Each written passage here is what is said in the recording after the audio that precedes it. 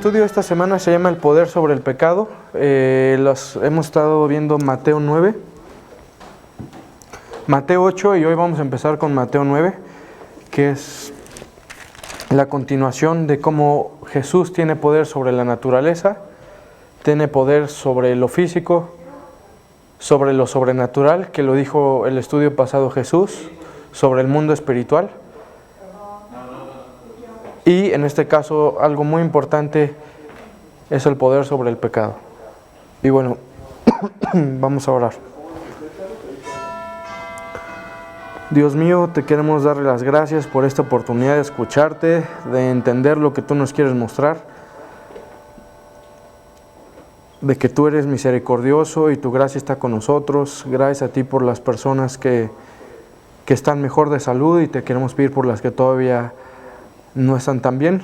Te queremos pedir por favor que las saques adelante. Gracias Dios mío por el poder sobre el pecado que nos permite estar aquí escuchando y también pues compartiendo de tu palabra. Te pido me guíes para dar las palabras correctas de tu palabra y también para que podamos escuchar lo que tú nos quieres decir esta noche. En el nombre de Cristo oramos, amén. Ok. Bueno, entonces vamos a estar enfatizándonos en Mateo capítulo 9, del versículo 1 al 8. Perdón por la tos, todavía tengo un poco de tos por lo del COVID, pero ahí vamos. Empezamos leyendo y sabiendo, primero antes de leer, que Jesús, como lo dije ahorita, tiene poder sobre la naturaleza, sobre lo sobrenatural, sobre lo físico, y en esta ocasión vamos a estudiar sobre el pecado. Y bueno, Mateo 9 del 1 al 8 dice así: Entonces, entrando Jesús en la barca, pasó al otro lado y vino a su ciudad. Y sucedió que le trajeron un paralítico tendido sobre una cama, y al ver Jesús la fe de ellos, dijo al paralítico: Ten ánimo, hijo, tus pecados te son perdonados. Entonces algunos de los escribas decían dentro de sí: Este blasfema. Y conociendo Jesús los pensamientos de ellos, dijo: ¿Por qué pensáis mal en vuestros corazones? Porque, ¿qué es más fácil? ¿Decir, los pecados te son perdonados, o decir, levántate y anda? Pues para que sepáis que el Hijo del Hombre tiene potestad en la tierra para perdonar pecados, dice entonces al paralítico: Levántate, toma tu cama y vete a tu casa. Entonces él se levantó y se fue a su casa. Y la gente al verlo se maravilló y glorificó a Dios, que había dado tal potestad a los hombres. Ese es el pasaje en el que nos vamos a basar esta noche. Y bueno, sabemos que Jesús, sobre todas las cosas que mencionamos antes, tiene poder sobre el pecado, y poder para vencerlo, y poder para que los creyentes, los que creen en Jesús y en el sacrificio que Él hizo en la cruz para pagar por los pecados, tiene el poder para liberarnos de las cadenas del pecado, para que ya no seamos esclavos y podamos vivir una vida libre de pecado. En este caso no es una vida perfecta, ni no es una vida en la que nunca te vas a equivocar. Todavía hay pecado, pero ya no vas a ser esclavo del pecado por la gracia de Dios. Y ese es el centro de los evangelios de la Biblia, que es el perdón de los pecados. Son las buenas noticias. También estaba profetizado que el Mesías, Jesús, tendría todo el poder sobre el pecado. Esto lo podemos ver en el libro de Isaías, capítulo 40, versículo 1 y 2. Vamos a verlo. Isaías, capítulo 40, versículo 1 y 2.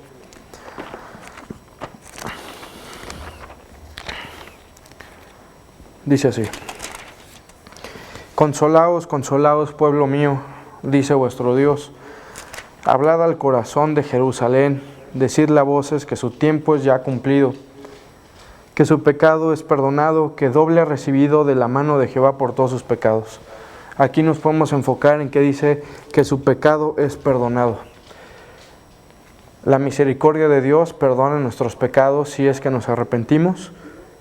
Y bueno, aquí también dice que doble ha recibido de la mano de Jehová por todos sus pecados. En este caso, Jerusalén y el pueblo de Dios había recibido un fuerte castigo por sus pecados, pero aquí se muestra la misericordia de Dios al decir que sus pecados son perdonados.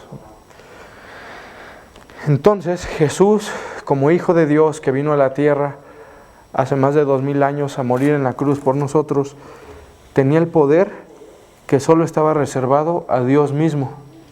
Eso demostraba que Jesús era Dios. Y ese poder es el de poder perdonar pecados. Vamos a ir al capítulo 7 de Segunda de Crónicas. Segunda de Crónicas, capítulo 7, versículo 14. Segunda de Crónicas, capítulo 7, versículo 14, dice así. Segunda de Crónicas está casi al principio de la Biblia. Y dice así, 7:14. Si se humillare mi pueblo, sobre el cual mi nombre es invocado, y oraren y buscaren mi rostro, y se convirtieren de sus malos caminos, entonces yo iré desde los cielos y perdonaré sus pecados y sanaré su tierra. Aquí está muy claro cómo son las condiciones para el perdón de pecados. En este caso es la humillación.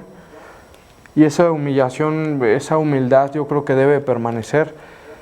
Y más bien no lo creo yo, dice la Biblia que debe permanecer, aunque ya hayamos aceptado a Cristo en nuestro corazón durante toda nuestra vida. Esa humildad de que tenemos que buscar a Dios, saber que Él es el único que nos puede salvar.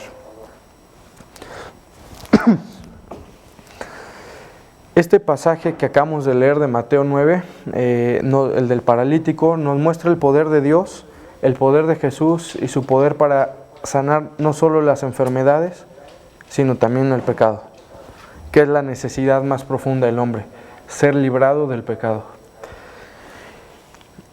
Jesús había hecho en Capernaum su ciudad, pues en Nazaret había predicado ya varias veces, pero no lo escuchaban. En su propia ciudad, Nazaret, no lo escuchaban. En Capernaum sí lo escuchaban, tenían un corazón abierto que estaba dispuesto a escuchar la palabra de Dios. En Lucas 5:1 vemos esto. Lucas 5:1 dice: Aconteció que estando Jesús junto al lago de Genezaret, el gentío se agolpaba sobre él para oír la palabra de Dios, y vio dos barcas que estaban... hasta ahí, hasta la palabra de Dios. Entonces aquí podemos ver que el gentío se agolpaba para escuchar la palabra de Dios. Me imagino yo que en esos tiempos se levantaban muy de temprano, porque hay otro versículo que dice que de temprano cuando salía Jesús a predicar, ellos ya estaban listos para escuchar. Nosotros también podremos tener una buena disposición. No se trata de la hora, sino más bien de esa disposición de estar dispuestos a que lo que más nos preocupa, o no lo que más nos preocupa, sino lo que más nos importa y nos interesa, es escuchar a Dios. Y como me lo han dicho, no solo se trata de media hora en la Biblia, sino se trata de estar con un corazón dispuesto durante todo el día para estar dispuesto a escuchar lo que Dios nos quiere decir y a vivir una vida santa y una vida obediente a Dios. Una vida santa es una vida apartada para Dios. Vamos a seguir leyendo este pasaje, más bien lo vamos a repasar porque ya lo leímos, pero para enseñar las enseñanzas básicas de este pasaje. Mateo 9:2, el principio del versículo dice así: Y sucedió que le trajeron un paralítico tendido sobre una cama, y al ver Jesús la fe de ellos, dijo al paralítico: Ten ánimo, hijo, tus pecados te son perdonados. Aquí vemos la fe del paralítico, y la fe no solo del paralítico, sino la fe de los hombres que cargaban al paralítico en su cama, que lo bajaron desde un techo para que pudiera ser visto por Jesús y pudiera ser sanado. Ahí podemos ver la fe y las ganas y la convicción de querer ser sanado, de querer ser conocido por Dios. Nosotros, los creyentes, o si no eres creyente, puedes ser conocido por Dios por medio de la relación que Cristo nos da por medio de la muerte en su cruz para con Dios. En aquellos tiempos las enfermedades como la parálisis eran consideradas como consecuencia del pecado. Entonces podemos ver aquí en este pasaje que no solo alivió su parálisis, sino también perdonó su pecado. Y no porque tuvieran que ver la parálisis conexión con el pecado, sino para que supiera la gente que estaba alrededor y que creía que la parálisis tenía que ver con el pecado, que supiera que Jesús puede con las dos, tanto con el pecado como con las enfermedades.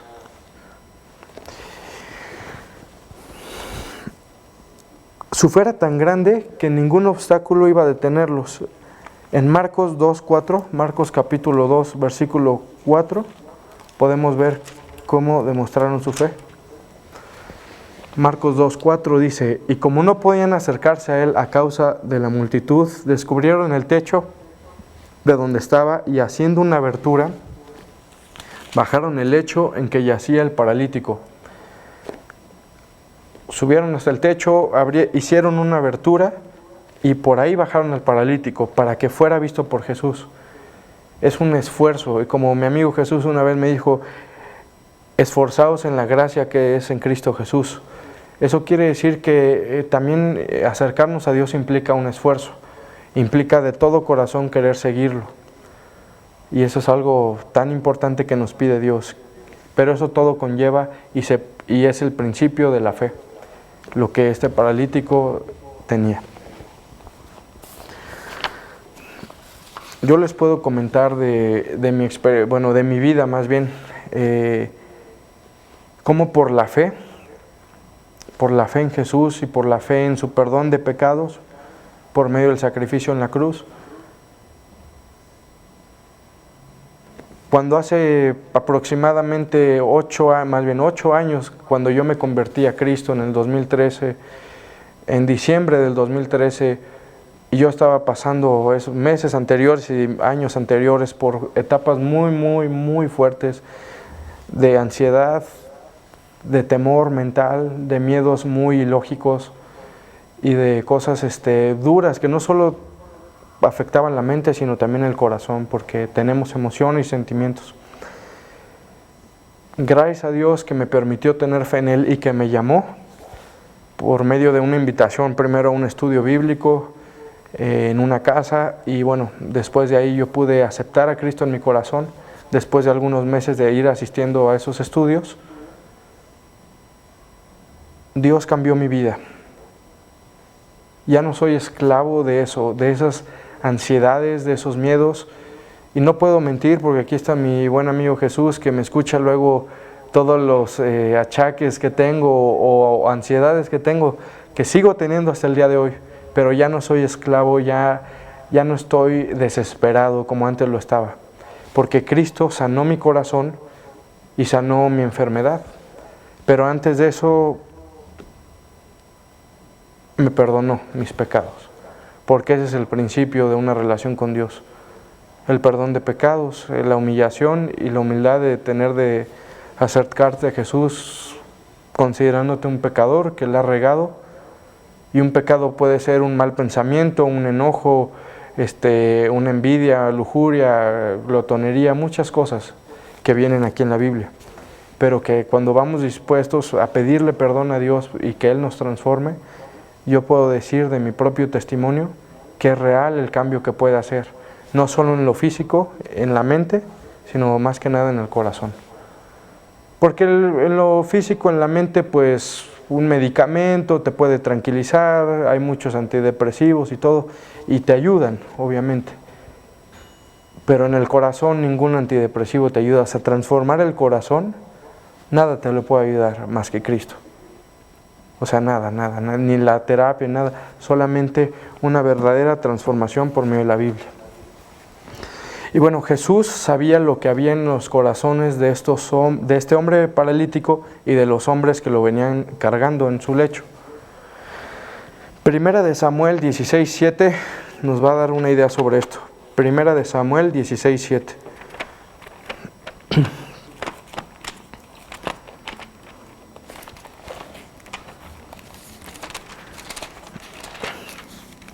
1 Samuel 16:7 dice así: y Jehová respondió a Samuel: no mires a su parecer ni a lo grande de su estatura, porque yo lo desecho. Porque Jehová no mira lo que mira el hombre, pues el hombre mira lo que está delante de sus ojos, pero Jehová mira el corazón. Jehová es Dios, es el nombre de Dios, y aquí está diciendo que Jehová no mira lo que es la apariencia exterior, lo que son las actitudes exteriores, sino realmente lo más profundo de nuestro corazón. Y bueno, si nosotros pensamos y sabemos que Dios ve lo más profundo de nuestro corazón, pues podremos saber que se va a encontrar con cosas oscuras, con cosas feas. Y por eso también Dios dice: yo sé las intenciones que realmente tienen. Y Dios no nos pide que seamos perfectos para acercarnos a Él, sino que tengamos, aunque sea un poco de fe, para acercarnos a Él y arrepentirnos de nuestros pecados, y una disposición del corazón. Jesús pide humildad y arrepentimiento. En Mateo 5:3 veremos por qué lo dice así. Mateo 5:3. Bienaventurados los pobres en espíritu, porque de ellos es el reino de los cielos. Bienaventurados los pobres en espíritu, porque de ellos es el reino de los cielos. Los pobres en el espíritu justos son los que están humillados, los que son humildes, los que tienen la sencillez y la humildad para decir: soy un pecador. Y eso es diario, eso es en la vida cristiana un diario, porque dice la Biblia también que carguemos nuestra cruz y lo sigamos a Él. Y todo eso implica humildad y saber que nosotros no podemos y que en ningún momento somos merecedores del perdón de Dios, sino todo es por gracia. En ningún momento fue porque nos los merecimos o porque no los ganamos. Jesús llevó a cabo el más grande milagro: le perdonó sus pecados. Jeremías 31:34 nos habla de esto también. Jeremías, aquí está.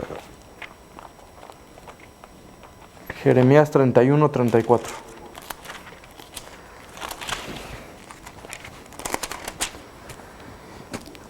Y no enseñará más ninguno a su prójimo, ni ninguno a su hermano, diciendo: conoce a Jehová, porque todos me conocerán, desde el más pequeño de ellos hasta el más grande. Dice Jehová: porque perdonaré la maldad de ellos y no me acordaré más de su pecado.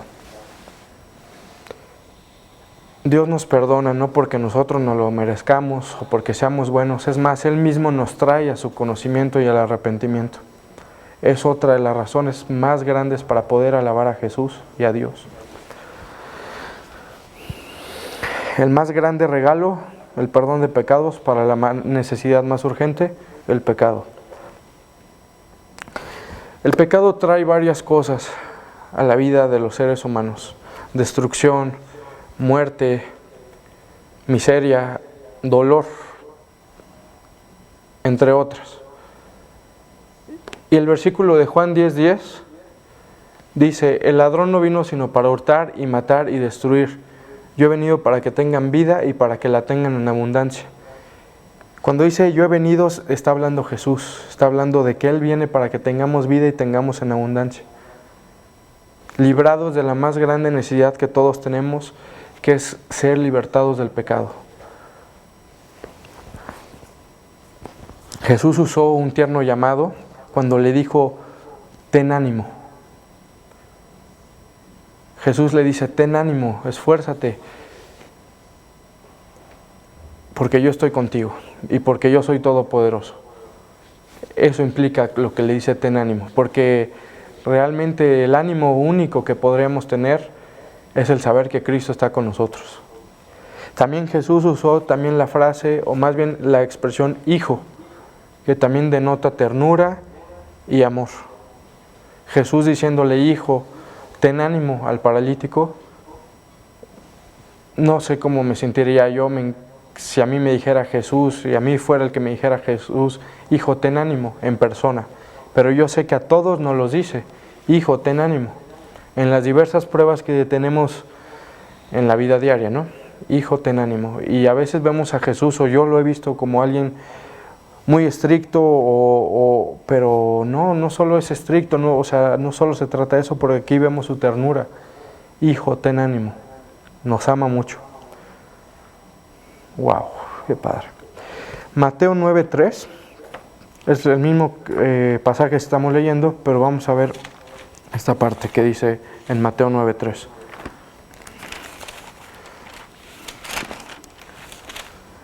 Entonces algunos de los escribas decían dentro de sí, este blasfema.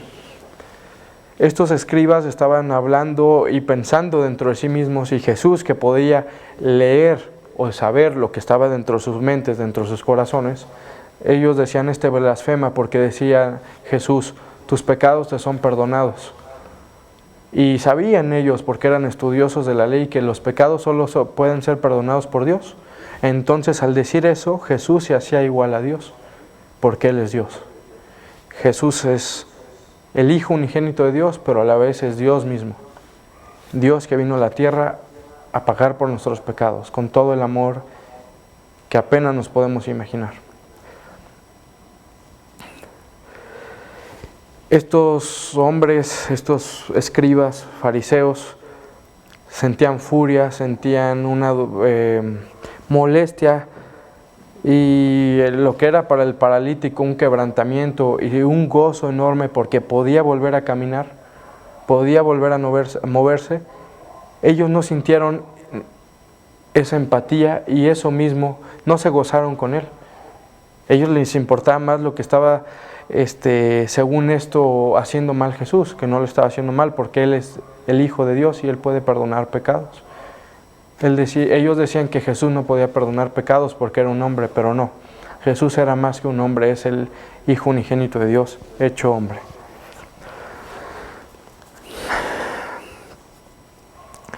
Ellos creían que no necesitaban perdón de sus pecados por la dureza de su corazón, y por eso no venían con esa humildad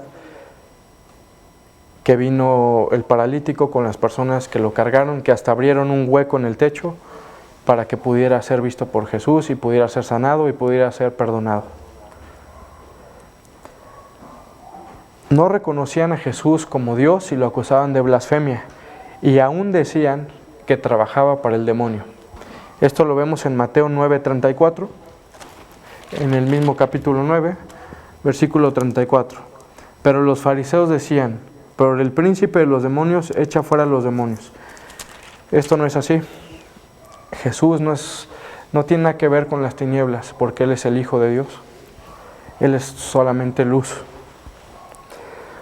Un corazón que ve la luz y que no se arrepiente se endurece cada vez más y más.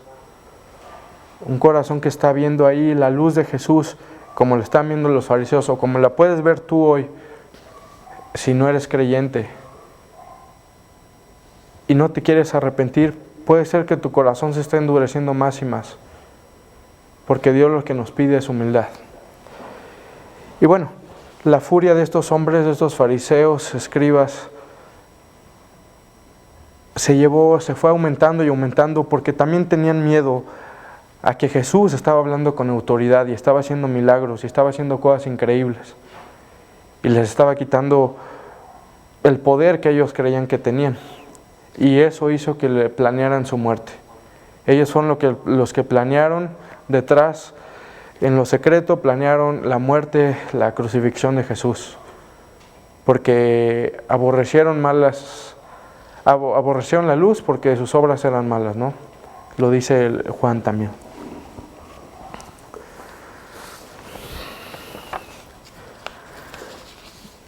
El versículo 4 y 5 del capítulo 9 de Mateo dice así: y conociendo Jesús los pensamientos de ellos, dijo: ¿por qué pensáis mal en vuestros corazones?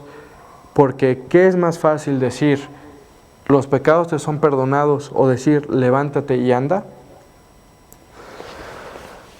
Aquí llega la argumentación. Jesús está argumentando. ¿Qué es más fácil decir, levántate y anda, o tus pecados te son perdonados? Puede decir cualquiera de las dos, pero Jesús tenía el poder para perdonar pecados y para sanar.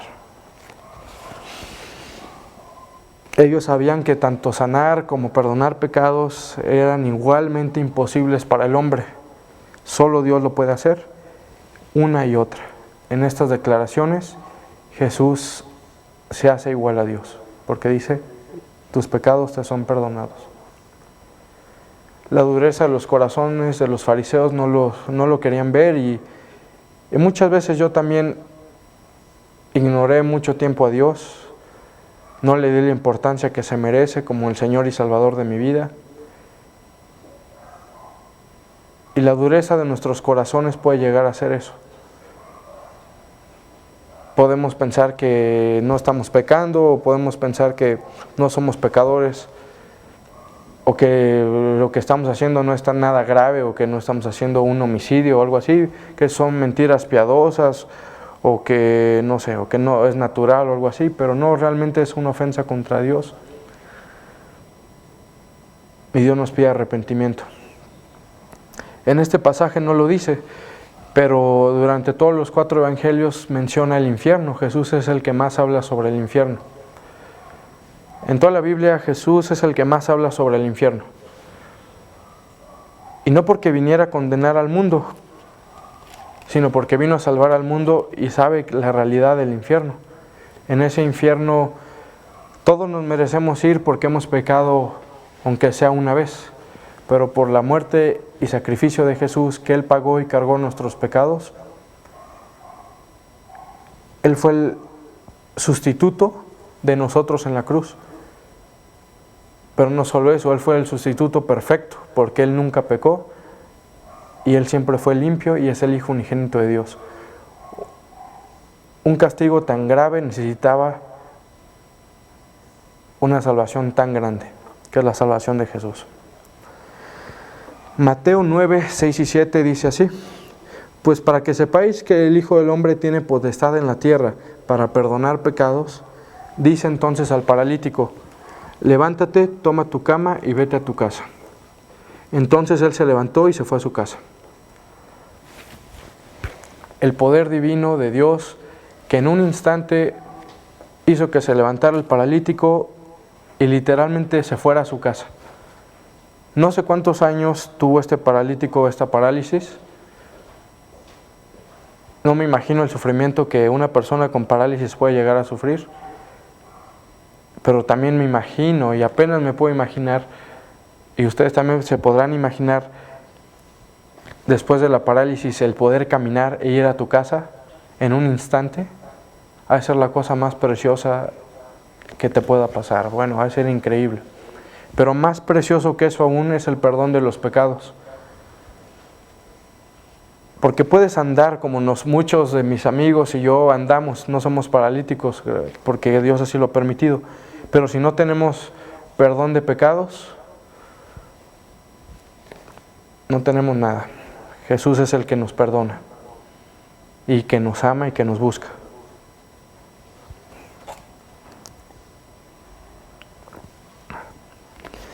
Toda la autoridad ha sido dada a Jesús por medio de Dios. Toda la autoridad es de Jesús. Mateo 28, 18 dice esto.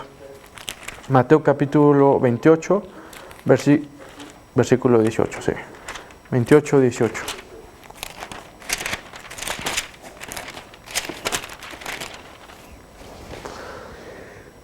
Y Jesús se acercó y les habló diciendo, toda potestad me es dada en el cielo y en la tierra. Toda potestad se refiere a toda autoridad, me es dada en el cielo y en la tierra, dice Jesús. Es decir, Él tiene el poder sobre todo, por eso Dios es todopoderoso. Por eso pudo Jesús salvar de pecado y sanar a este paralítico. Sé que suena repetitivo tal vez lo que estoy diciendo del sanar y salvar, pero podemos llegar a comprender la importancia de que seamos salvados del pecado, de que vamos a vivir una vida eterna con Dios, y una vida aquí en la tierra, sea corta, sea larga, pero sea una prueba del mismo cielo y no una prueba del mismo infierno. Y en esta vida, sea corta o sea larga, sea exitosa, no sea tan exitosa, con dinero, sin dinero, salud o con salud, salud o sin salud, lo que importa es nuestra relación con Dios, y esa la vivimos día con día.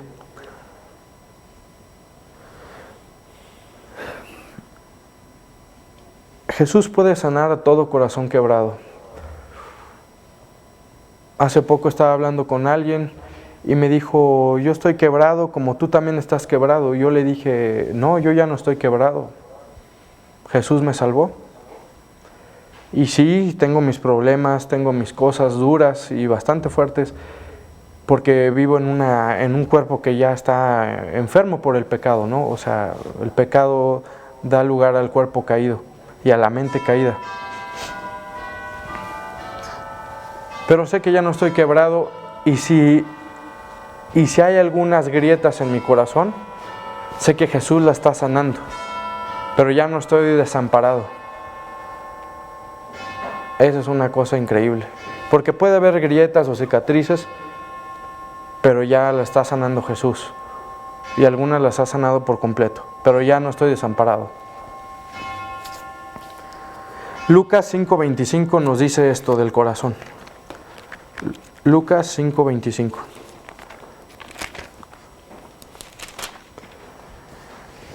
Dice así: al instante, levantándose en presencia de ellos y tomando el lecho en que estaba acostado, se fue a casa glorificando a Dios. Y todos, sobrecogidos de asombro, glorificaban a Dios, y llenos de temor decían: hoy hemos visto maravillas. Ese es el 26, 25 y 26. Lucas 5, 25 y 26. Podemos ver cómo glorificaban a Dios. Nosotros podemos también glorificar a Dios por el modo de actuar en el que vivimos nuestras vidas, queriendo obedecer a Dios y viviendo una vida santa, una vida obediente a Dios. La gente dijo: hoy hemos visto maravillas, y también lo puede decir cuando te vean a ti, cuando vean el cambio que tenías en tu vida pasada a esta vida nueva con Cristo. Hoy hemos visto maravillas. Y la verdad, no solo se trata de la vida pasada y la vida nueva. Dentro de la misma vida nueva podemos llegar a ver maravillas increíbles, y la gente también lo puede ver. Bendiciones que en ningún lugar, voy a hablar por mí, yo me he merecido ni nada, y Dios me las ha dado, cosas que en ningún momento me podría haber imaginado. Dios me las ha dado por gracia, un favor no merecido, es lo que significa la gracia. ¿Hoy has visto tú el poder de Dios en tu vida? Si eres creyente, o puedes recordar todo lo que ha hecho en tu vida, y es lo que yo últimamente he estado recordando, del qué lugar me sacó Dios, y hasta dónde me ha llevado, y cómo me ha llevado. Y si no eres creyente, puedes ver la vida de las personas a tu alrededor que son creyentes, que son cristianas, y puedes ver los cambios que han visto sus vidas por el poder divino de Dios. La pregunta es, si no eres creyente, la pregunta es: ¿quieres esos cambios? No solo internos, como en mi caso, que Dios me dio valentía, paz, seguridad, gozo, pero más aún que eso, un cambio del corazón. Si así los quieres, Dios dice que la única forma de hacerlo es por medio de Jesucristo, que es el camino, la verdad y la vida. No es por nuestras buenas acciones, ni por nuestro excelente comportamiento perfecto, sino por la gracia divina de Dios, en la cual Dios envió a su Hijo Jesús a morir en la cruz, pagar todos nuestros pecados, y si nosotros aceptamos ese pago, arrepintiéndonos y queriendo poner a Jesús como el primer lugar en nuestra vida, amando a los demás y amando a Dios primero, la vida cambia, y la vida la cambia Jesús, la cambia Dios. Mateo 9:8, que es el último versículo del pasaje que vamos a ver hoy, dice lo siguiente. Mateo 9:8. Y la gente, al verlo, se maravilló y glorificó a Dios, que había dado tal potestad a los hombres. Estaban maravillados de que en un instante el paralítico se levantó y se fue a su casa. Yo creo que también estaban maravillados de la ternura y amor con la que Jesús trató a ese paralítico, y no solo a ese, sino a toda la gente, y con la que nos trata a nosotros. aunque no lo podemos ver en persona, pero así nos trata. Al ver las obras de Dios debemos tener un temor reverencial hacia Él. Aquí dice que la gente se maravilló y glorificó a Dios, que había dado tal potestad a los hombres. Y el temor de Dios, el que se habla a lo largo de la Biblia, es un temor reverencial, no es un temor de que nos pueda destruir o algo, que Él lo podría hacer en un chasquido, venimos del polvo y regresamos al polvo. Pero es más un temor reverencial, un temor a querer por agradecimiento agradarlo, querer obedecerlo. Un temor de que Él es el creador de todo el universo y de que si estamos aquí no es por casualidad, y si respiramos el día de hoy y nuestro corazón late, es gracias a Dios. Ese es un temor reverencial. Y Proverbios 1:7 dice, el principio de la sabiduría es el temor a Jehová. Si quieres ser sabio, si quieres tener humildad, es temer a Jehová. Un temor reverencial. ¿Tienes tu temor de Dios? Es una pregunta que te hago, y yo también mismo me tengo que hacer, que si tengo temor a Dios, un temor reverencial en el que quiero seguirlo, en el que los llamados del mundo, los llamados de la carne, los llamados de la ideología del mundo actual no se sobrepongan a lo que Dios quiere en mi vida. Eso es tener un temor de Dios. Un temor en el que sabemos que lo más importante cuando nosotros hacemos a Jesús nuestro Señor y Salvador por medio de la fe, que Señor significa número uno. Y claro que Jesús es nuestro amigo. Y claro que Jesús es manso y Jesús es nuestro amigo, pero también es justo y es nuestro Señor si así lo queremos, y Salvador. Esa es la pregunta que te hago esta noche, que tú puedes después de este estudio meditar en ella si tienes temor a Dios, y si no, es el principio de la sabiduría el tener temor a Dios, el querer darle su lugar, el lugar que se merece Dios. Y la verdad es que en mi caso, hablando individualmente, veo muchas cosas en muchas pequeñas áreas o grandes áreas en mi vida,